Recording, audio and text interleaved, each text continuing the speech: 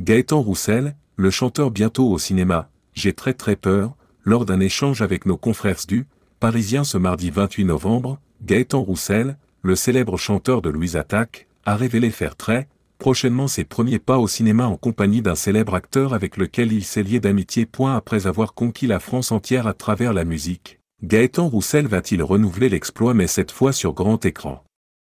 Le chanteur de Louise Attaque, qui sort ce vendredi 24 novembre son premier album de duo, intitulé Éclecte.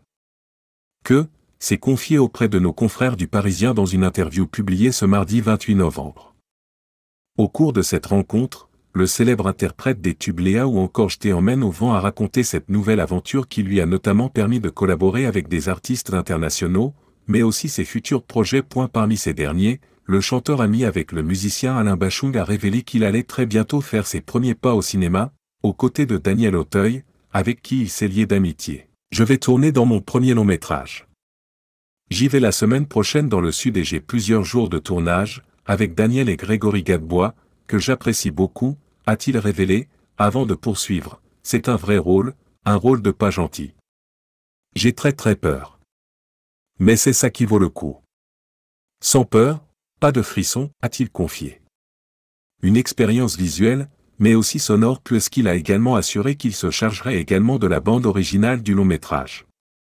Un projet qui risque en tout cas d'attirer les fans du chanteur, de Louise Attaque et de manière plus générale, tous les curieux susceptibles de vouloir voir Gaëtan Roussel dans les salles obscures. Gaëtan Roussel, ses confidences sur sa relation avec sa compagne Clarisse. Au cours de l'interview, Gaëtan Roussel s'est aussi confié sur la femme de sa vie, Clarisse Fiorgan, avec laquelle il collabore aussi de façon professionnelle puisqu'elle est également sa manageuse. C'est mon binôme.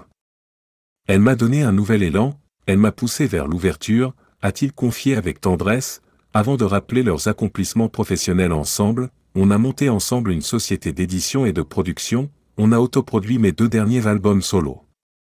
Ensemble, le couple forme également une jolie famille recomposée, elle étant la maman de 2 filles de 16 et 19 ans, tandis que lui est le père d'un garçon de 15 ans et d'une fille de 21 ans, on tient à les voir grandir, à être là, nous avait-il confié à ce sujet en juillet 2021.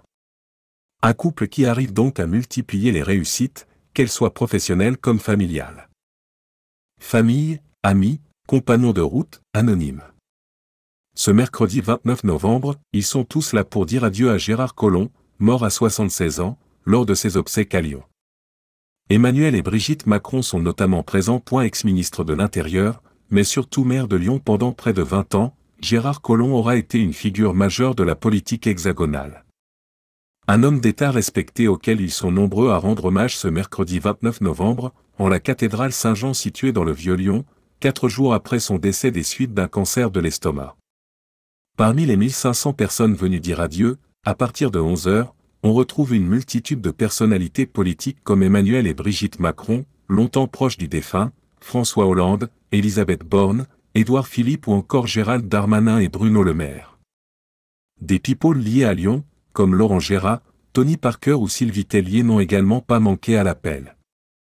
Il a fait de moi une lyonnaise de cœur, a notamment confié l'ex-Miss France et Miss Lyon. Sur les images de BFM Lyon, on a aussi vu Emmanuel Macron, le regard ému, consoler des proches du baron de la capitale des Gaules.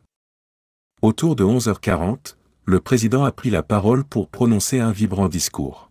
« Vous avez changé ma vie », a-t-il déclaré, saluant celui qui a été l'un des premiers à croire en lui en 2016. Un discours politique, rappelant son engagement contre les extrêmes, et parfois plus personnel. « Vous allez manquer à Brigitte qui vous aime tant », a également souligné le chef de l'État, qui a cité Paul Valéry, « Le vent se lève, il faut continuer de vivre ».